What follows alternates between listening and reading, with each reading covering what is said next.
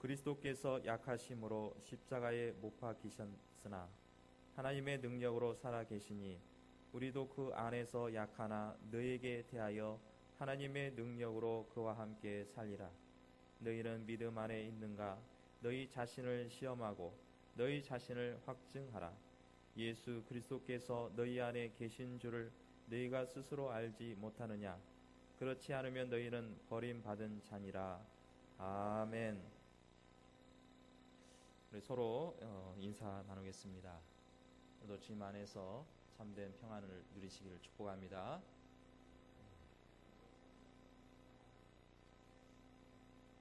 세계에서 제일 부자 되는 빌 게이츠가 있습니다. 이 빌 게이츠가 가장 좋아하는 사람이 있다고 합니다. 어떤 사람이냐면 괴짜라는 사람입니다. 괴짜가 뭡니까? 이 사람은 참 평범한 사람이 아니고 다른 생각, 다른 특이한 생각을 하는 사람을 이 사람은 괴짜다라고 말들을 합니다. 왜 빌 게이츠가 괴짜를 좋아하냐면은 괴짜는 기발한 생각을 하기 때문입니다. 뭔가 남다른 아이디어를 가지고 있고 또 다른 사람들이 생각지 못한 그 생각을 발설을 한다는 것입니다. 요즘 선전에서도 혁신에 대해서 얘기를 많이 합니다. 기존에 새로운 것을 만들어내는 것이 아니라 기존의 것을 재창조하고 또 새롭게 뭔가 새로운 자원을 만들어내는 그런 생각들이 또 앞으로 이 미래를 이끌어가지 않을까 생각이 됩니다. 그런데 성경에도 등장하고 있는 사람들의 믿음이 모두가 통상적이지 않고 괴짜 믿음이었습니다. 괴짜라는 것이 말 뜻대로 상식에 어긋난 엉뚱한 생각을 하고 행동하는 것을 말하고 있는 것입니다. 그러나 신앙에서도 괴짜로 보이지만은 괴짜가 오히려 진짜 신앙의 소유자가 되는 것입니다. 성경에 여러 가지 예를 들어본다면 그 중에 노아를 보면은 알 수 있습니다. 노아는 바다 근처에 방주를 지은 게 아니라 산 꼭대기에 배를 만드는 것입니다. 여러분들 배가 강변에서 때로는 물가에 배가 만들어져야지 강에 띄우기가 좋은데 만약에 산에다가 배를 만든다고 생각한다면 어떻게 물가에까지 인도할 것이며 그것을 어떻게 배를 띄울 수 있겠습니까? 노아는 하나님의 명령대로 산 꼭대기에 배를 지었습니다. 사람들은 조롱합니다. 어떻게 방주를 짓는데 왜 산 꼭대기에 짓느냐고, 또 이렇게 날씨도 좋고 화창한데 무슨 비가 올 거냐고 라고 지탄을 하고 있는 것입니다. 또 홍해 바다가 어떻게 갈라질 수 있습니까? 모세는 홍해 바다를 향해서 지팡이를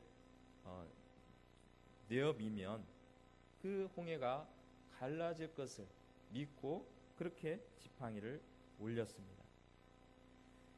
이런 보통의 생각이 아닌 평범하지 않는 새로운 괴짜 같은 그런 생각을 가지고 있는 것입니다.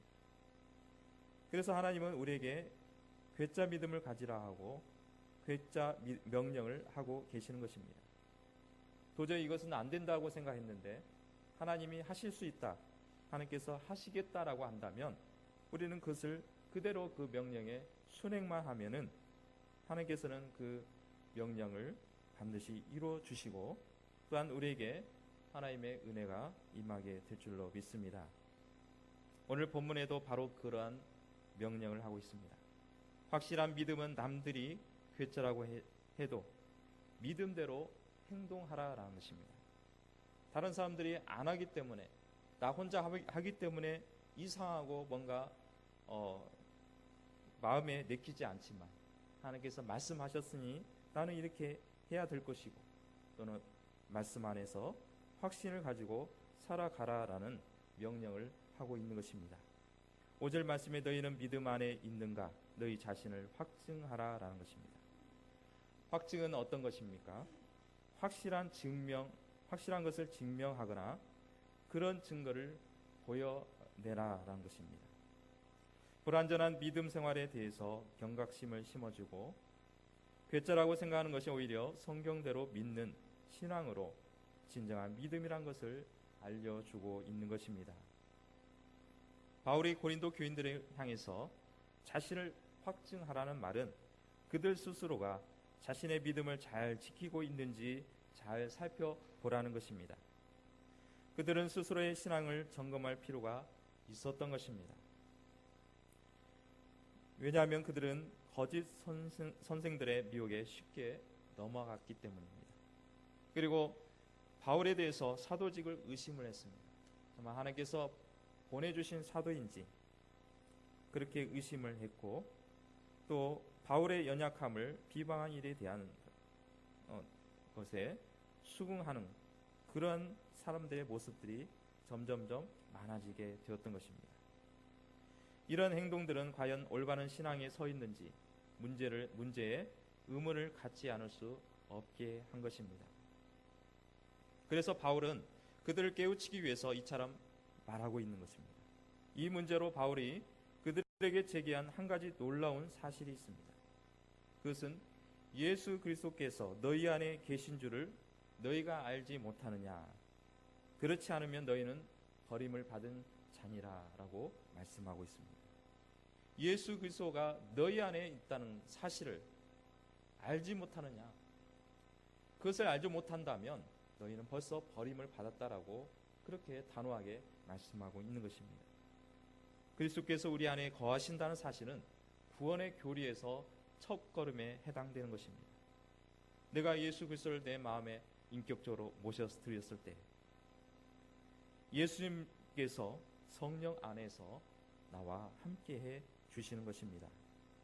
그런데 고린도 교인들의 믿음의 생활이나 그들의 죄 가운데 회개치 않는 일들을 볼 때, 또 바른 복음을 떠나 다른 복음을 따르려는 그러한 모습을 볼 때에 정말 그들의 마음에, 그 마음의 중심에 과연 그리스도께서 계시는가라는 의문을 가지지 않을 수 없게 된 것입니다. 그렇다면 그들에게 그리스도가 없다는 것을 전제로 한 말은 분명히 아닐 것입니다. 사도 바울도 고린도 교회 교인들이 그리스도가 없고 아무 그 마음의 심령에 그리스도가 없다는 전제를 가지고 말씀을 전하는 것이 아니라 분명히 그리스도가 계시는데 그것을 확신하지 못하고 확증하지 못하는 그러한 모습을 보고 한탄하는 모습을 보여주고 있는 것입니다. 그리스도인들이 만약 그리스도께서 자신과 함께 계신다는 사실을 믿지 않는다면 그 사람의 믿음은 파손된 믿음이 되는 것입니다. 이런 사실을 깨닫지 못하고 믿음 생활을 한다면 그 사람의 믿음이 실패하게 마련인 것입니다. 그리스도의 임재에 대한 확신이 없이는 올바른 신앙생활이 불가능하기 때문입니다. 그런 사람들은 그의 신앙이 성장하지 못하고 언제나 죄 가운데서 헤어나지 못하게 되는 것입니다.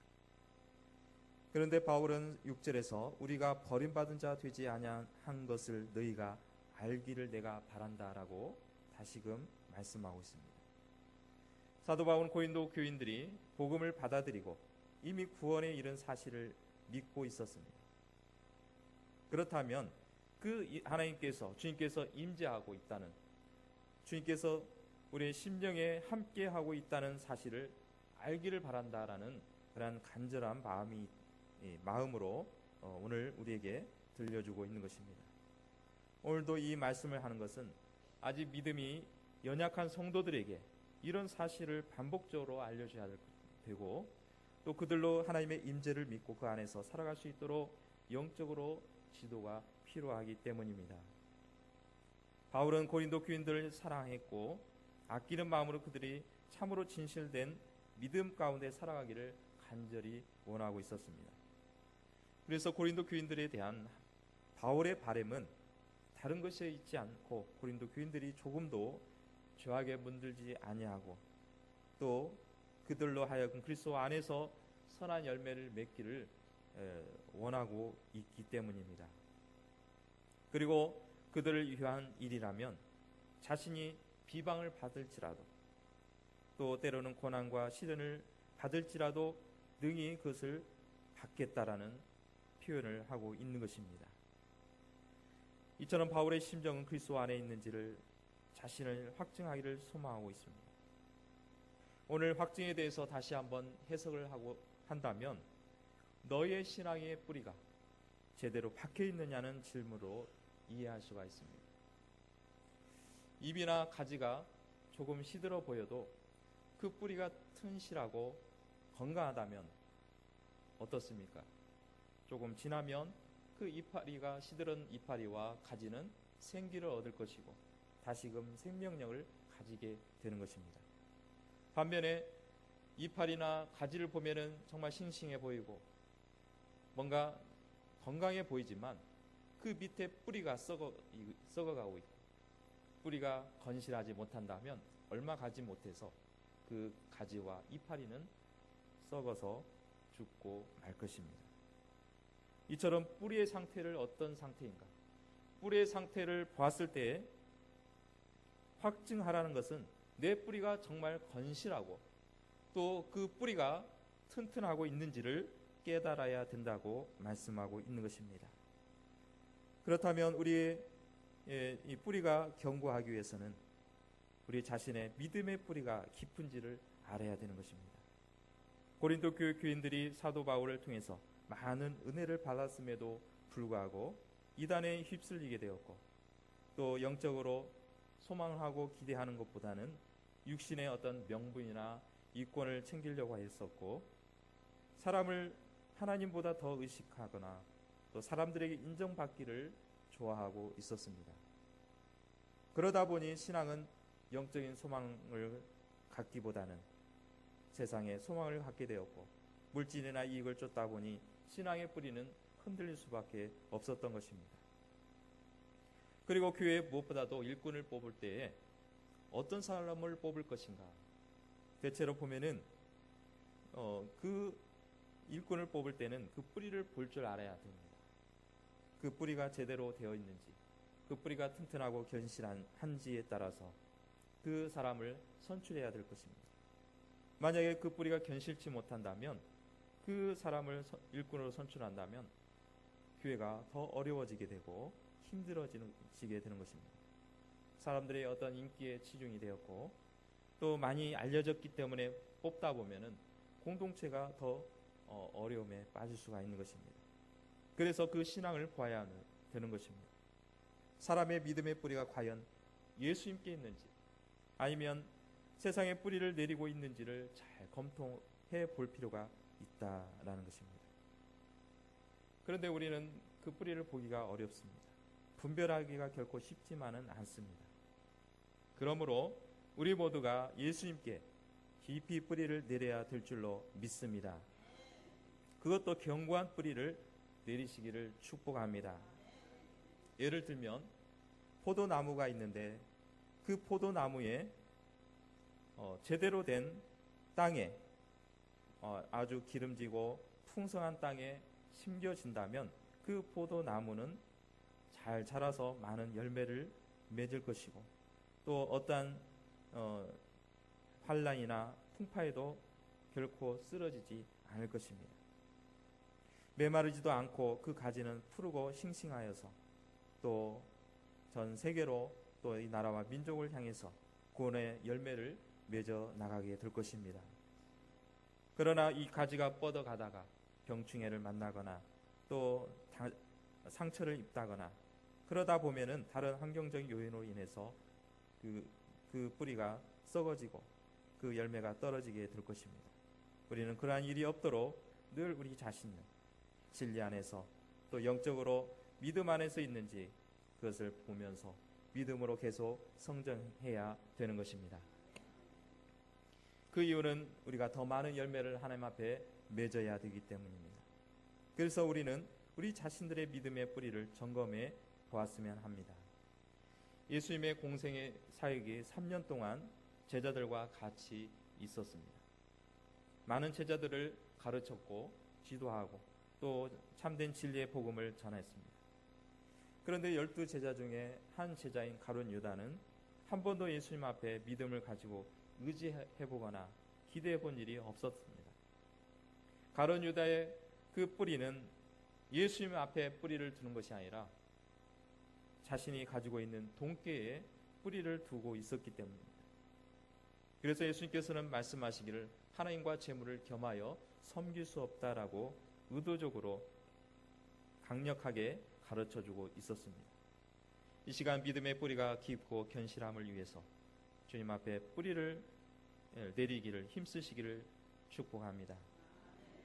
또한 자신을 확증하는 것은 전적인 하나님의 주권으로 선택받았음을 확신하라라는 것입니다. 요한복음 15장 16절 말씀에 보면은 너희가 나를 택한 것이 아니오 내가 너희를 택하여 세웠나니 이는 너희로 가서 과실을 맺게 하고 또 너희 과실이 항상 있게 하여 내 이름으로 아버지께 무엇을 구하든지 다 받게 하려 함이니라. 과실을 많이 맺기 위해서는 예수님 앞에 심겨져야 될 것이고 또한 예수님의 이름으로 아버지께 구하는 자에게는 다 주시겠다는 약속입니다. 그렇게 예수님의 포도나무에 접붙였을 때에 체질도 기질도 일치해 나가게 되는 것입니다. 지난주 에노케에서 청남대를 갔었는데 그 청남대 앞에 가보니까 반송이 심겨져 있었습니다. 아주 아름답게 심겨졌는데 어떤 반송을 봤는데 그 한쪽에 가지가 부러져서 거기서 그 가지를 접목을 시키고 있었습니다. 태풍에 의해서 부러진 가지를 좋은 나무에 접합하는 장치도 보았습니다. 이처럼 접합하는 것도 보통 기술 가지고는 되지 않습니다. 아주 심도 있는 기술로 접합을 했을 것이고 또 과학적으로 분석을 했을 것이고 정성을 쏟아서 해야 되는 것입니다. 그렇게 해야 정상적으로 붙어져 스스로 제 기능을 발휘할 수가 있는 것입니다. 우리도 제대로 접합을 하게 되면 뿌리로부터 예수님이 공급하신 진액으로 예수님과 함께 영원히 사는 생명나무가 되는 줄로 믿습니다.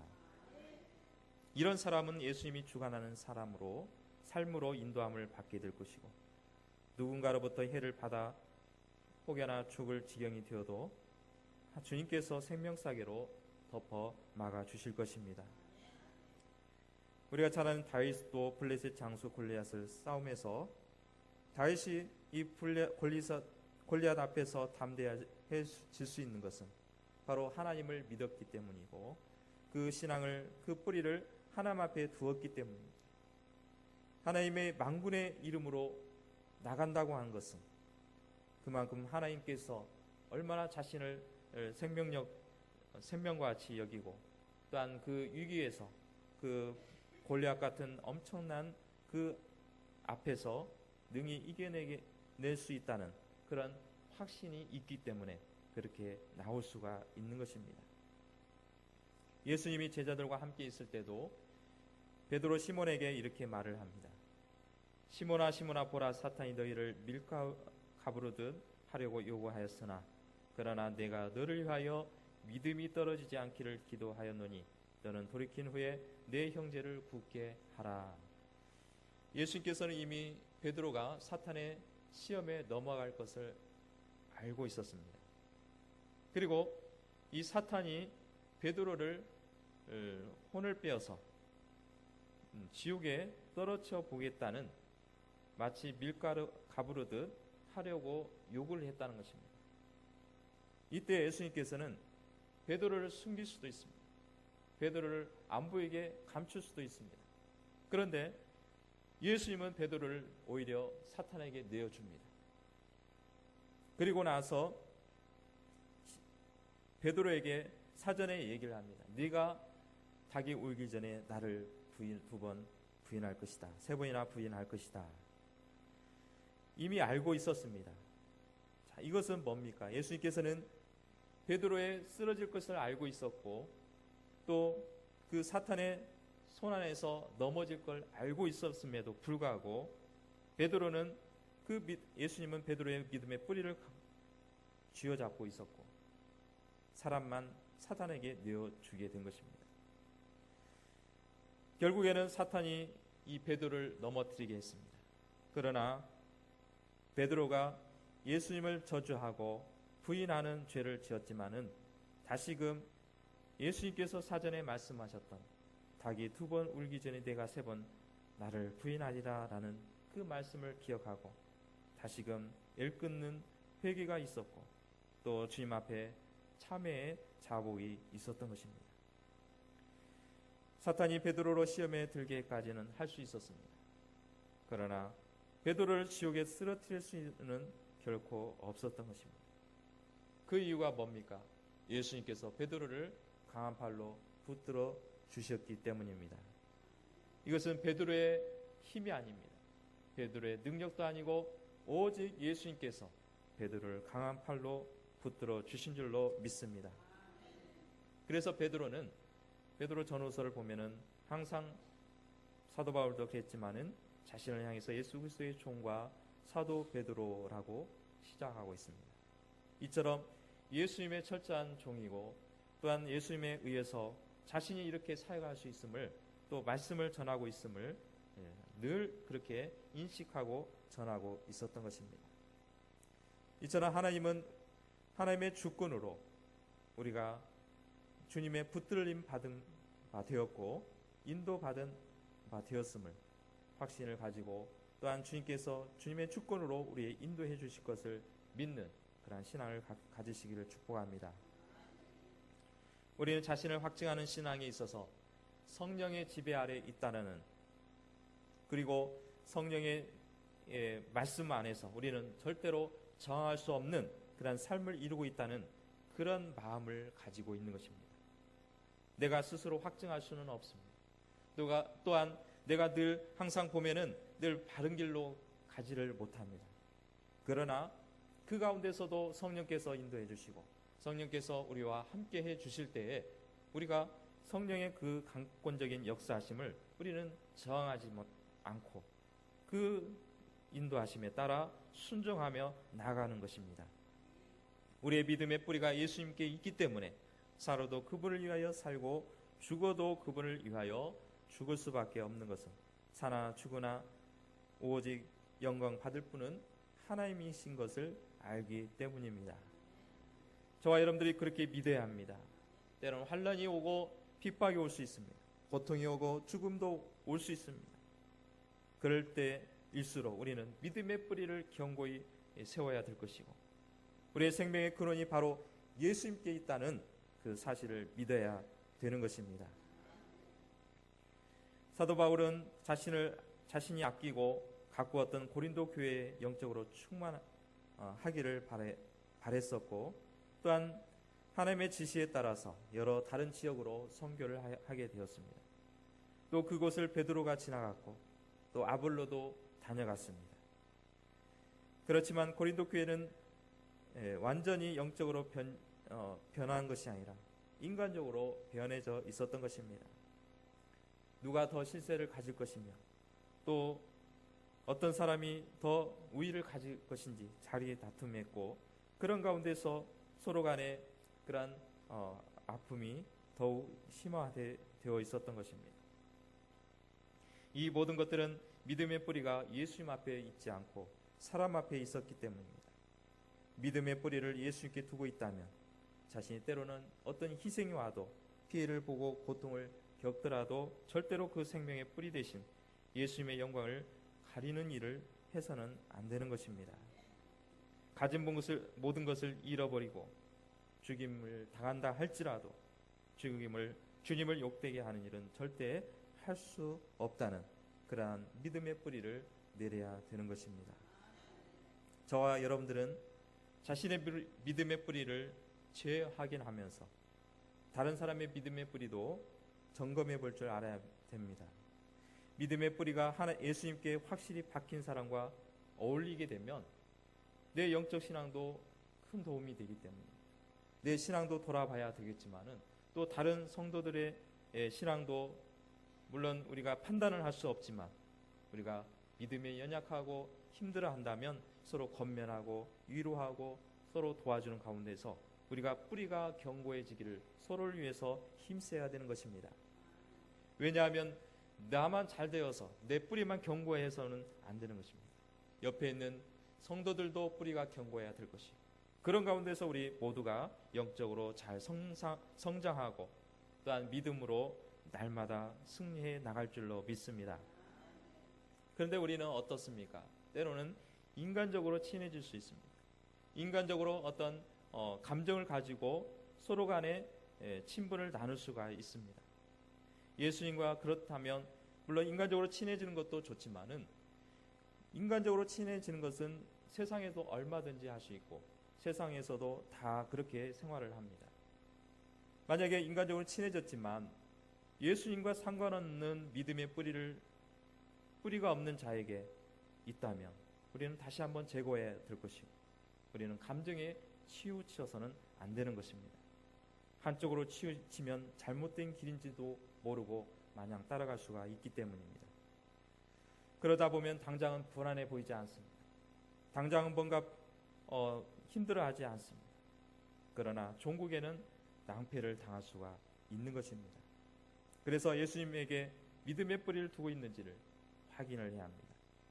예수님 앞에 믿음을 뿌리를 두고 있고 예수님을 의존하고 있는지 우리는 서로 살펴봐야 되는 것입니다.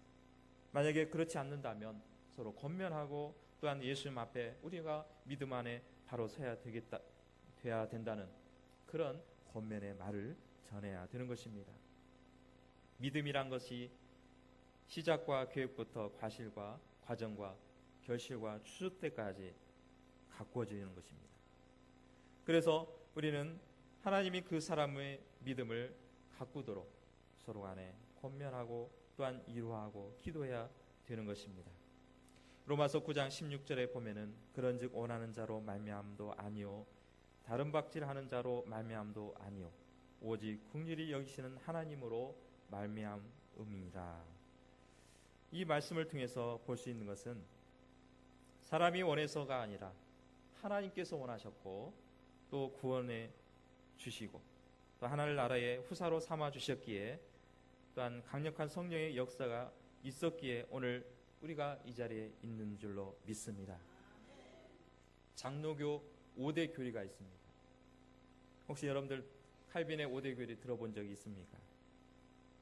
이 5가지를 말씀을 드리고 또 그 중에 하나를 말씀을 드리려고 합니다. 이 5가지 5대 교리는 뭐냐면은 첫 번째가 전적으로 타락했다. 또 두 번째가 무조건 선택, 세 번째는 제한 속죄, 네 번째는 불강력적 은혜, 다섯 번째는 성도의 견인입니다. 5가지를 설명하려고 하는 것이 아니라 그 중에 네 번째에 해당되는 불강력적 은혜에 대해서 말씀을 드리려고 합니다. 로마서 9장 16절의 말씀에서도 표현했듯이 원하는 자로 말미암도 아니요 다른 박질하는 자로 말미암도 아니요 오직 긍휼히 여기시는 하나님으로 말미암음이라 라고 말씀하고 있습니다. 이것은 내가 스스로 정할 수 없는 상태, 강력한 성령의 역사로 이루어졌다는 것을 말씀하고 있습니다. 처음에 우리가 학습 교육이라든가 이런 초신자에게 교육을 할 때에 어떻게 교회를 나오게 됐습니까? 어떻게 예수 믿게 됐습니까? 라는 질문을 할 때에 대부분 대답을 잘 모릅니다. 그러면 이렇게 답변을 해줍니다. 옆에 있는 친구가 전도했을 것이고 엄마가 아빠가 전도했을 것이고 또 누군가 전도자가 있어서 데려왔다. 그것은 수긍합니다. 그러면 그 사람이 전도를 했지만 그 이전에 성령 하나님께서 당신의 마음을 강력하게 인도를 했을 것이고 감동을 주셨을 것이고 또 하나님께서 성령께서 이미 역사하고 있었다라는 것을 가르쳐줍니다. 자, 이게 뭡니까? 불신자들은 복음을 들으면 거부를 합니다. 또 누군가 교회를 같이 가자고 하면 거부를 합니다. 그렇다면 그것은 아직까지 지금 성령의 역사가 일어나지 못하고 있는 것입니다. 때를 기다려야 될 것이고 또 그 사람이 돌아오기까지는 쉬지 않고 전도하며 쉬지 않고 기도해야 되는 것입니다. 그러면 성령 하나님께서 그 마음의 심령을 감동을 할 것이고 또 그 마음을 불러 주시게 될 것입니다. 이 불가항력이라는 것은 내가 스스로 저항할 수 없다는 뜻입니다. 이것은 하나님께서 죄인에게 구원의 은혜를 베푸실 때에 내 죄인인 내 자신이 하나님의 은혜를 받을 때에 그것을 거부할 수 없는, 오직 받아들일 수밖에 없는 그런 상황으로 하나님께서 인도해 주신다는 것입니다. 그렇다고 해서 하나님께서 강압적인 방법으로 사용하시지 않는 것입니다. 억지로 구원을 받도록 하신다는 의미는 결코 아닙니다. 물론 일시적으로 저항할 수도 있겠습니다. 그렇지만 택함을 받은 자는 반드시 구원을 베풀어 주신 하나님의 은혜 앞에서 기쁘게 두 손 들고 항복을 하고 나오게 된다는 그러한 교리인 것입니다. 우리는 여러분들 하나님 앞에 나올 때 막 기쁜 마음으로 나왔습니까? 기쁜 마음으로 나왔습니까? 우리는 항복하면서 주님 앞에 나온 줄로 믿습니다. 여러분들이 물론 이제 어렸을 때부터 또 젊었을 때부터 이렇게 신앙생활을 해오신 분들은 언제 내가 예수를 믿었는지 모를 정도로 그렇게 순수하게 받았을란가 모르겠지만은 그 이전에는 거부를 했을 것입니다. 그 이전에는 그것을 은혜를 받으려고 받지 않으려고 발버둥을 했었을 것입니다. 그런데 어느 순간에 주님께서 은혜를 베풀어 주시고 성령께서 역사하실 때에 나는 어쩔 수 없는 죄인이구나. 나는 여기서 헤어날 수 없는 죄인이구나. 나는 주님 앞에 두 손 들고 나올 수밖에 없구나. 그러한 마음이 있는 줄로 믿습니다. 그래서 이 불가항력적 은혜라는 것입니다. 내가 거부할 수 없는 그러한 마음으로 받아들인다는 것입니다. 처음 예수님을 믿을 때도 그런 마음이어야겠지만 지금 우리가 수십 년이 지나온 이때에도 여전히 주님 앞에 우리는 불가항력적 은혜를 사모하고 주님 앞에 손들고 나오시기를 주님의 이름으로 축복합니다. 성부 하나님께서 창세전에 구원하시기로 선택하셨습니다. 성자 예수 그리스도를 통해서 십자가를 통해 구속의 사건이 일어나게 되었습니다. 죄인이 정하지 않고 믿음으로 받아들일 수 있도록 성령께서 그 죄인을 효과적으로 부르시고 거듭나게 하심을 의미하고 있는 것입니다. 그래서 이 불가항력적 은혜 교리는 죄인을 효과적으로 부르시고 거듭나게 하셔서 예수 그리스도를 믿도록 인도하시는 성령님의 사역을 중요하게 다루고 있는 것입니다. 그리고 이런 성령의 사역 가운데 우리의 복음 전도가 얼마나 중요한지를 강조하고 있습니다. 저절로 이루어지는 것이 아니라 우리의 입술을 통해서 우리의 행동을 통해서 아직까지 믿지 않는 영혼들이 주님 앞에 복음을 전할 때 주께 돌아올 줄로 믿습니다. 하나님의 은혜 앞에서 우리는 두 손 들고 항복하는 신앙이 되어야 합니다. 오직 성령으로 말미암아 모든 것이 이루어짐을 믿는 그러한 신앙을 갖는 것입니다. 이런 믿음이라야 올바른 섬김의 자세로 하나님 앞에 섬길 수가 있는 것입니다.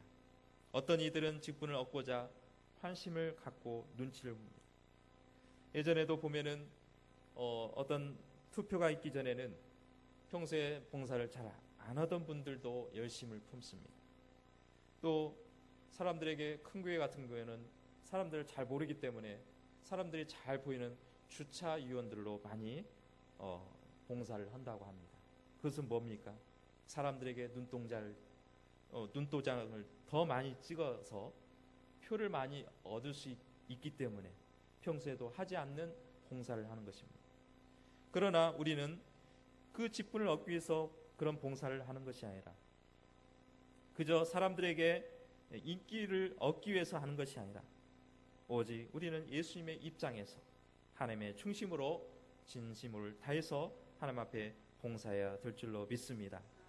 때로는 그것이 힘들 수도 있고 또 희생이 따를 수 있고 또 고통이 따를 수가 있습니다. 그럼에도 불구하고 하나님을 위한 것이라면 주님을 위한 것이라면 온전히 희생하면서 주님의 뜻을 이루는 신앙이 되어야 할 것입니다.